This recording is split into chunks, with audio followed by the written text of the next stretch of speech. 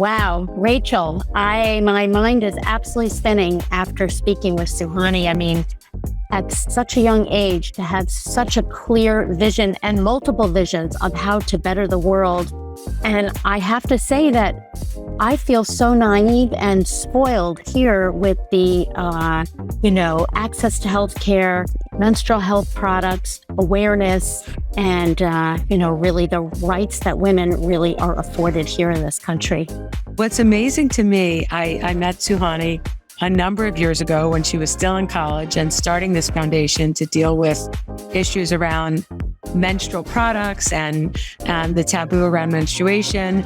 And she's just continued to build and grow and added product lines and different companies and getting a PhD and an MBA. Literally, when we speak to her, as we were speaking to her, I just felt my mouth dropping open.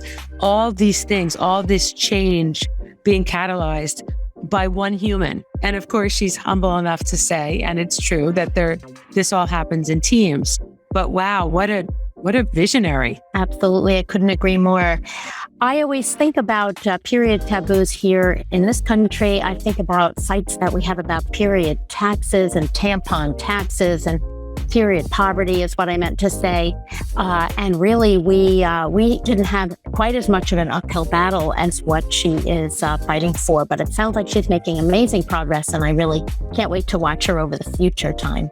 Yeah, and one of the things I love is lots of people, when they're young, identify a problem. And Suhani was 15 or 16, but not everyone then goes on to create an entire ecosystem and collection of companies to deal with them. So I think folks will find listening to Suhani Jalota really, really inspiring.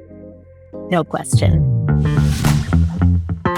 Welcome to the Business of the V. Hello, friends and colleagues. I'm Dr. Alyssa Dweck. And I'm Rachel Braun-Scherl.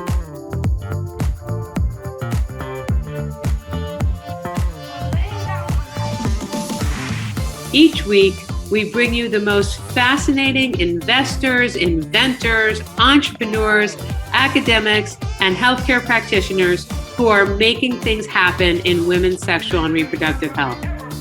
If you are a woman, know a woman, have a business, or care about your V health and wellness, fasten your seatbelts and listen in to another informative and inspiring episode. We are so excited to have our guest today, Suhani Jalota, who I met many years ago, just serendipitously. We went to the same undergrad, although many decades apart, and we have an interest in similar spaces. So it is so great to see you and catch up and hear about all the world-changing things you're doing. Welcome. Thank you so much, Rachel. It's really nice to be speaking to you again. And yeah, I'm glad that we've been having this conversation every few years, at least. I think it shows the progress that we've been making over time. Terrific. So tell us a little bit about your journey. I mean, you've done a lot of amazing things in a relatively short period of time that really are impacting people's lives. Can you give us a little background about Myna Mahila and where you are now? Yeah, thanks for that. So I grew up in India, in Mumbai and Maharashtra, different parts of the state where Mumbai is.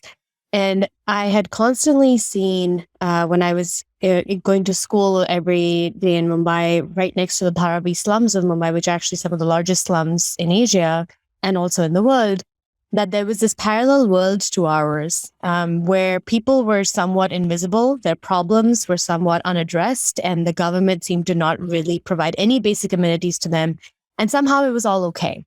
And the world was just moving ahead, and we really weren't talking about these slum residents that in the case of Mumbai is 50% of our population, lives on about 8% of the land, right? So just putting that in context, that these are people that are piled on top of each other, that have no basic amenities from water, electricity, housing, any sort of stable shelter.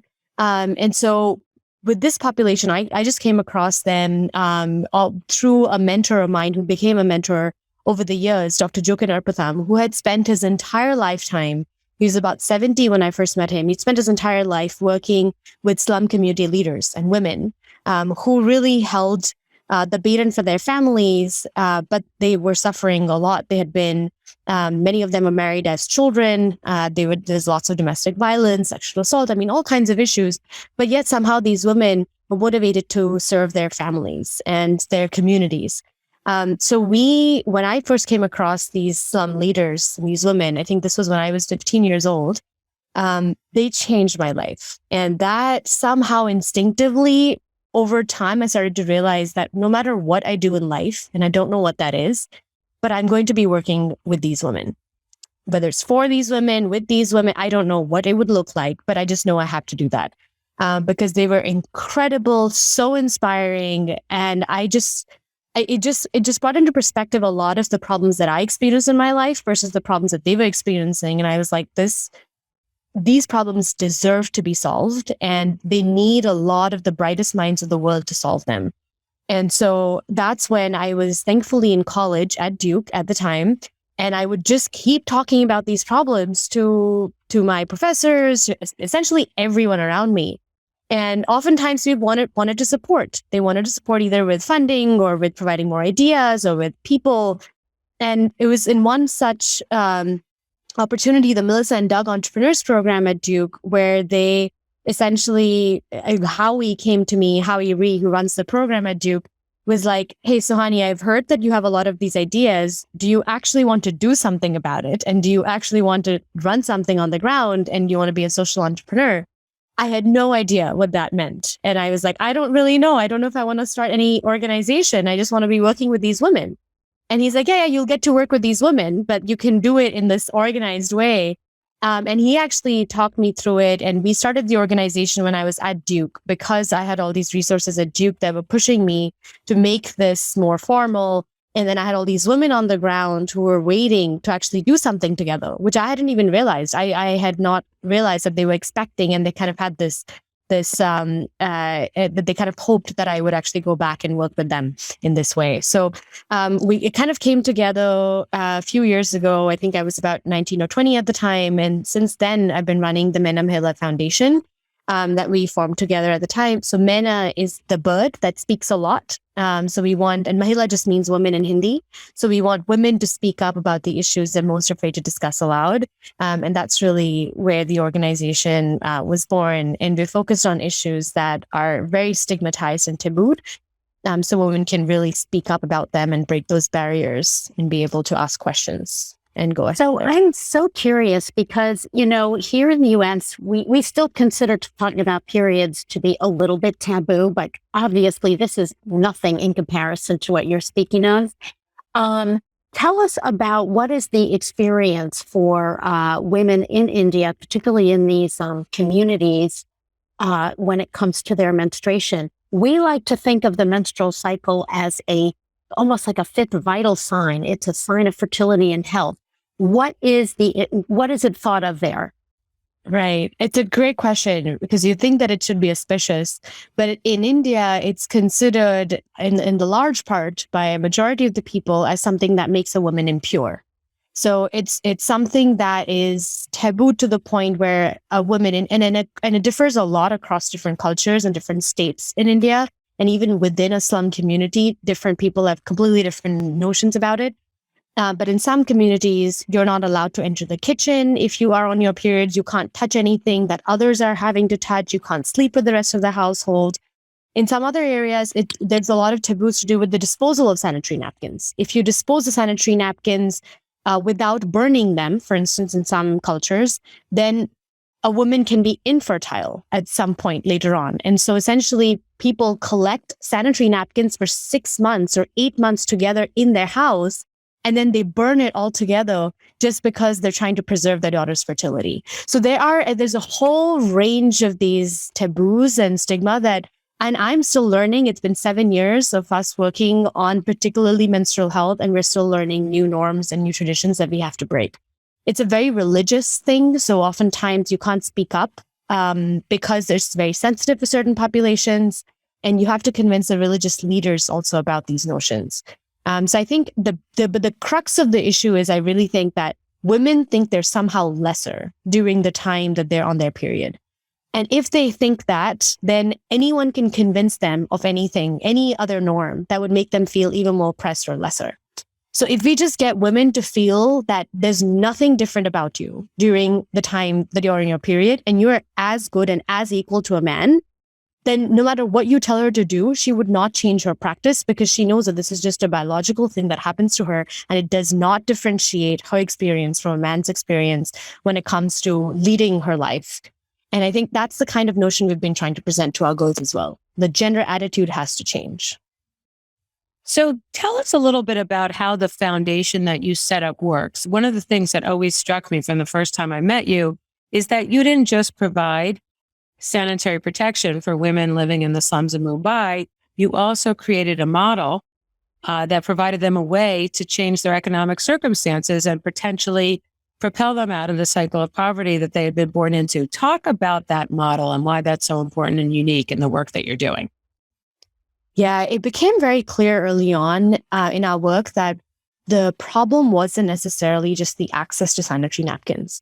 So we started doing surveys. So we're very strong on evidence and research, and we did surveys with over 2,500 women in just some local areas. And we kept doing these surveys, and we actually found that about 80% of women in our communities, low-income communities, were using sanitary napkins, which is way higher than what we had expected and or seen reported in a lot of recent studies.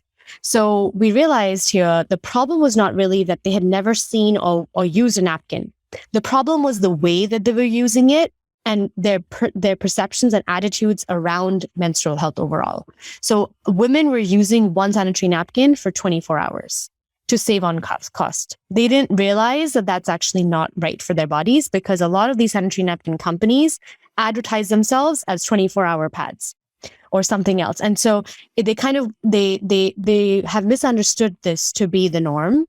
There's also no education around this in schools. So women actually are only learning about how to use napkins or any products or even why they're getting their periods in the first place from their friends or some things that they somehow just come across online. Even their mothers don't explain to them.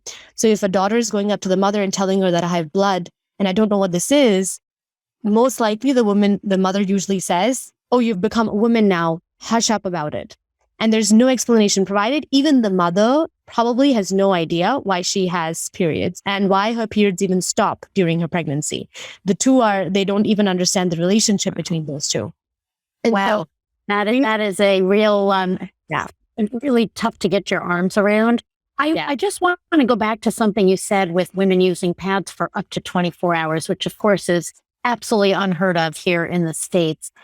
And, I'm seeing a trend in practice of menstrual cup use as a way to not only, enhance sustainability and eliminate all the environmental waste and whatnot, but it dawns on me that this would be a perfect solution if the women in this culture would be open to this. Are you seeing this trend, or even the, reusable menstrual underwear would serve a good purpose? Although I'd hate to see those all getting burned up. So.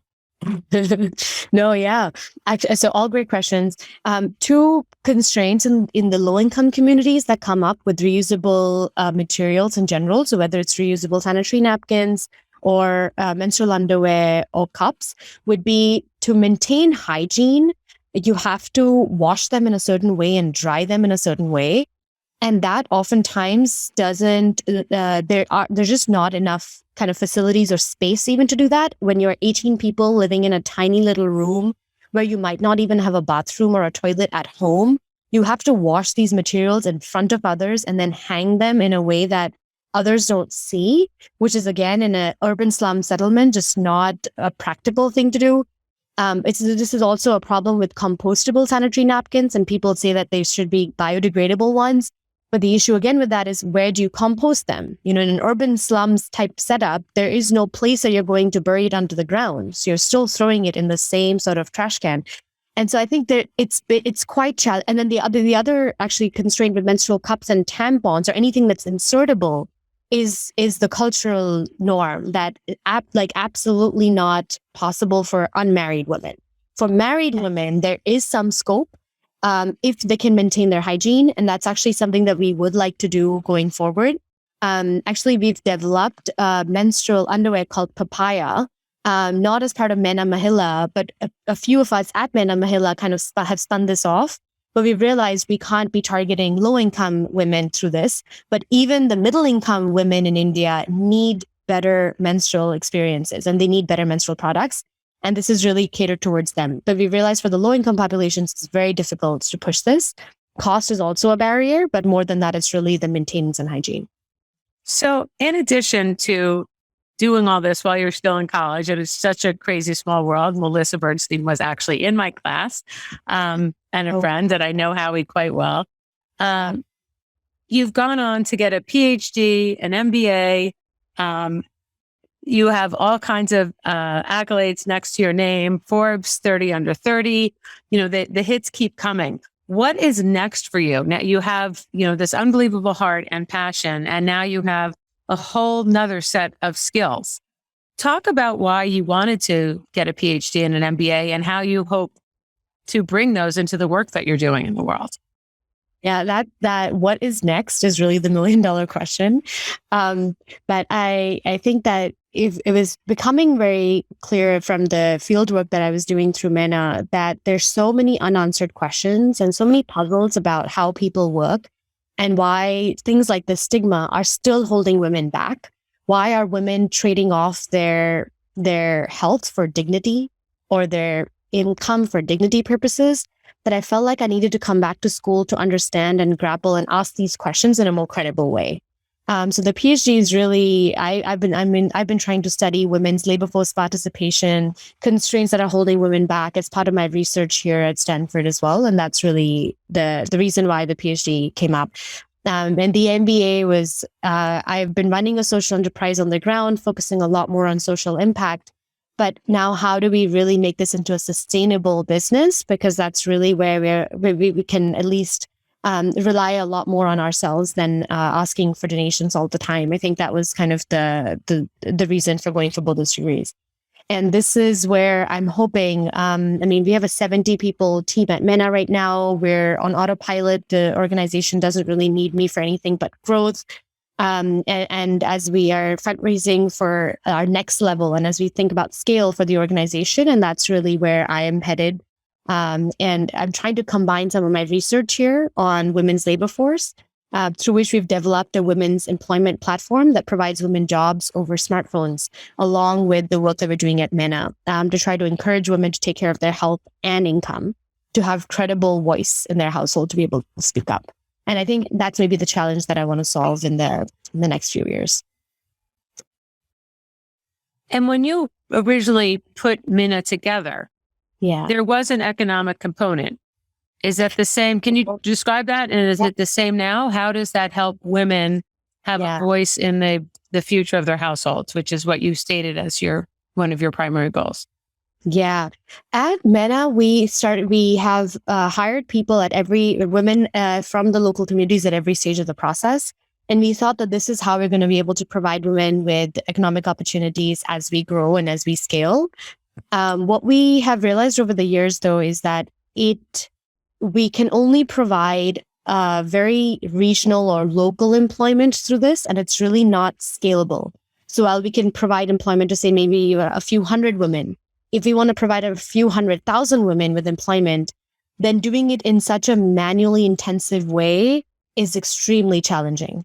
And so that's why to think about how to solve the problem of employment at scale for women for women particularly who are married, have little children, who are at home, who are not normally respected, even in their households, how can you get them to feel important and then get others to notice them in the household?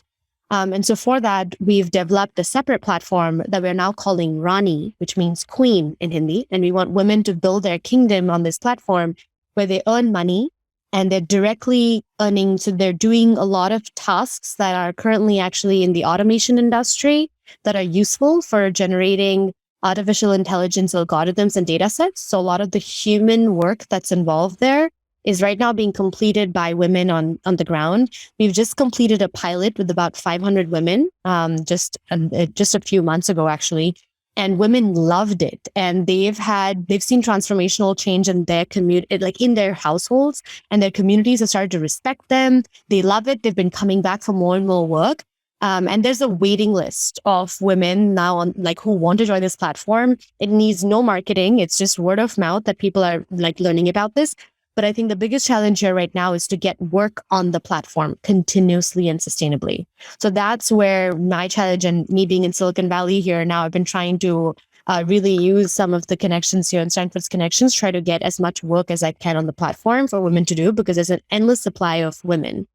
But I think it's just about getting the right amount of work to them. And I think this potentially could solve the issue of scaled employment. Amazing. Well, I understand that your mission has gone far and wide and even earned you a amazing invitation to the royal wedding when that occurred. Do you want to talk about that at all? I'm fascinated. Yeah, I think it was a lot of luck here. But Meghan Markle, the Baldwin Scholars Program at Duke, which is a women's leadership program, actually nominated me for the Glamour Magazine College Women of the Year award. And it's just was all linked to each other. And that their award ceremony that they had in New York, Meghan Markle had attended as a mentor to one of the other girls. So there were 10 of us who were selected that year. And she heard, since we got the grand prize, they were talking about the work that we were doing in India. And she heard that from the audience. And she kind of contacted me a few months later, being like, I'm really inspired by this mission. Can I help you guys in any way? And then she actually came down to India and was with us for about 2 days, looking at all of the work that we were doing in the organization. And then again, a few months, and at this point, she was still not engaged to Prince Harry. So everything was just speculation, I think. And she was more of a regular person. And I think over time, once all of the media buzz, I think, really took off, she continued to stay in touch with us and continued to want to support us, which then really, really helped us, I think, overall. It changed the trajectory of our organization. She invited not just me, but other women from our organization also to the royal wedding. So we had women that had never made a passport for themselves, had never gotten on even a local flight, or not even left their cities. Actually, they never left Mumbai. To fly, to get a passport, get a visa to the UK, fly to London, and then go to Windsor Castle. It was like a dream come true for all of us, but particularly for the two girls who came. And I think it was just a phenomenal, surreal experience. Fabulous, fabulous story. Here's today's hot flash. According to a global survey, 73% of women sometimes or always hide their periods from others, while 68% of women are afraid to talk about their periods with their romantic partners. And in terms of, you're talking about capitalizing on all the relationships and all the potential work that's available in Silicon Valley, could you do the same kind of work through the relationships that you've built in the UK? Is that another source of potential employment for, as you said, it's the endless supply of women, I think is how you said it. Wow.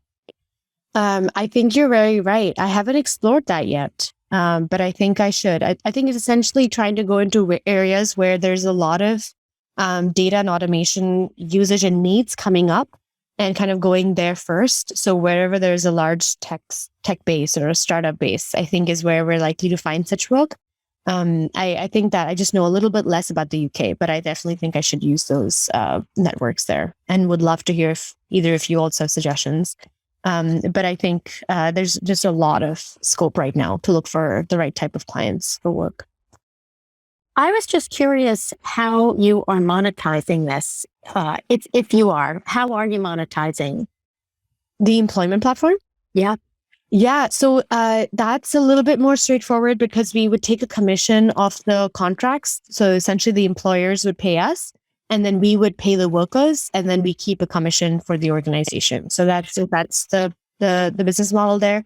We're also trying another business model where we provide, so when the women create data sets or they're completing these tasks for the clients, oftentimes we're also generating new data sets. So it could be, for instance, a speech data set that we are generating that we can then sell to clients. And the workers own that data set as well, and the organization owns that data set. So we get to sell the data set every time and be able to also earn money through that. So there's essentially different models that we are trying to experiment with. And as far as the menstrual platform, is that something that's also monetized? We sell the products. So we sell sanitary products, so sanitary napkins, maternity napkins that we sell to hospitals and maternity homes. And then our education programming is provided free of cost right now. We have a digital health platform now called Myna Health Tracker. And this platform, essentially, it's one of the first platforms for IVRS system as for basic phone users, and a smartphone-based system for smartphone users in slums. And it connects women and girls to each other.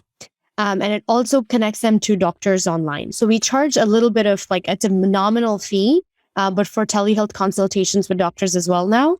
And for medicines that we sell through the platform to the girls.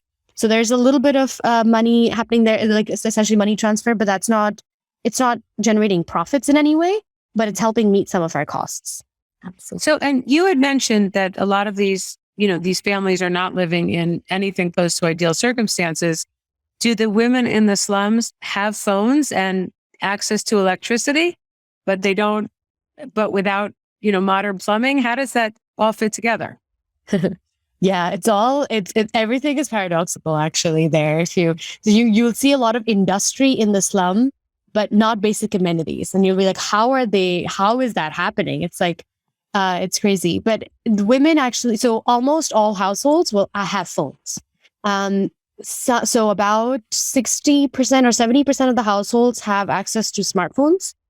And this is in urban slum, because we're looking at, again, urban slum communities.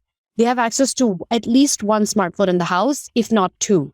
Because of COVID, all the children's schooling went online, and the only way for them to do it was a second smartphone in the house. So actually, over the last 2 years, women have gotten access to smartphones for almost the first time ever. And now that their children are back to regular school, the phone is left with them. So now there's a second phone in the household. So we've actually found that our take-up rates of the smartphone-based app are very high. And actually women use them. It's only that there's other stigma and taboos that have come up here, where because we're working on a women's health app for women only, husbands are deleting the app on the wife's phones because they're just kind of insecure that what is she going to be taught through this? And she's going to connect to other women, and they've often sheltered her from talking to other people in the community. So they're actually seeing this app as a threat to their norms. But so in any case, but that's such a whole different way of how. But it is part of the goal to upset the norms, right? Oh my gosh, totally. Wow. Just doing it gradually. I think it's all about, we don't want men to think that we are anti them, because we're not anti them. We're just trying to help their wives do even better in their lives. And if that upsets the husband, because oftentimes he doesn't want that, I think that is something that it's a risk that we take. But yeah, I think in many ways right now, we are trying to move ahead with the digital health platform regardless, because smartphone penetration is quite high. And when we're talking about electricity or other basic amenities, in slums, people steal electricity to live. So there's no one necessarily formally providing them with electricity, but they're getting electricity from somewhere. Not every household, but most households tend to manage it this way. For water, they poke holes in the water pipelines and they take water through that. So it contaminates water, but that's just the way to survive. Or they buy water from outside because they're not provided with it. So oftentimes it's not amenities coming directly to them, not being provided by the government, but they're making do somehow informally. So do you see changes that have already transpired in menstrual care now that you've been at this for some time? And I guess also I should ask, has the taboo of menstruation lifted at all in your opinion? So the second question, no, but for the first question, yes. I think that menstrual health has become a very glamorous topic. I think around the world, but also very much so in India as well, where we've had a Bollywood movie about it, and the Prime Minister has spoken about it in his Independence Day speech. And so it suddenly took on a whole new identity, where suddenly it was very we get so many calls every single day for people wanting to start sanitary napkin making companies, because they think that that's the Like that's how you solve this problem. But that's not, I think it often, because we glamorize it, which is great because it means it generates awareness. I think people think wrongly that it's a solved problem, especially men. They're like, I mean, why are you working on this still? Haven't we already solved it? Like, doesn't even the prime minister's talking about it. But you're like, yeah, but that doesn't solve the problem. Like that's, but I think that's where there's a huge gap. I don't think the stigma or the taboo in a person's daily life has lifted. I think people think that it has for others. So it's kind of like they've othered the problem and that it's probably not an issue because we're all talking about it. But do you talk about it at home? No.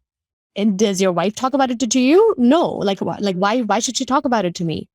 And so it's still like, I think that there's a huge gap, and it's not about providing the napkins. That's not the problem. The problem is the education around why this is an important thing for a woman to know, why she should take care of her body, why she's no lesser than a man, and why her periods don't change anything about her life. Should not. And wow. That's what we should be striving towards. All I can say is wow. Let's just drop the mic on that. Well, it's just amazing to hear about all the things you're doing, not just one business, not just one degree, not just from one area of study, but really figuring out ways and seeing the fruits of your labor to figuring out ways to make an impact. So we will be watching you and cheering you on and know you will continue to bring great things to the world. It's always a pleasure. And I don't know which part to wish you good luck on because you're doing so many different things, but I hope luck follows you, all of your hard work and discipline all the way to the as successful as you want to be. Thank you so much. And I just want to say that, I mean, a lot of this is not possible alone. So this is really done in teams. And for everything that I'm doing, I have a really strong team of people doing, like helping in every way in India and in the US. So I think I've just been really blessed to have a good set of people who really trust the mission and are helping. So thank you so much for your support as well. Don't forget, subscribe to our podcast at businessofthev.com for the latest trends and trendsetters in women's health and business.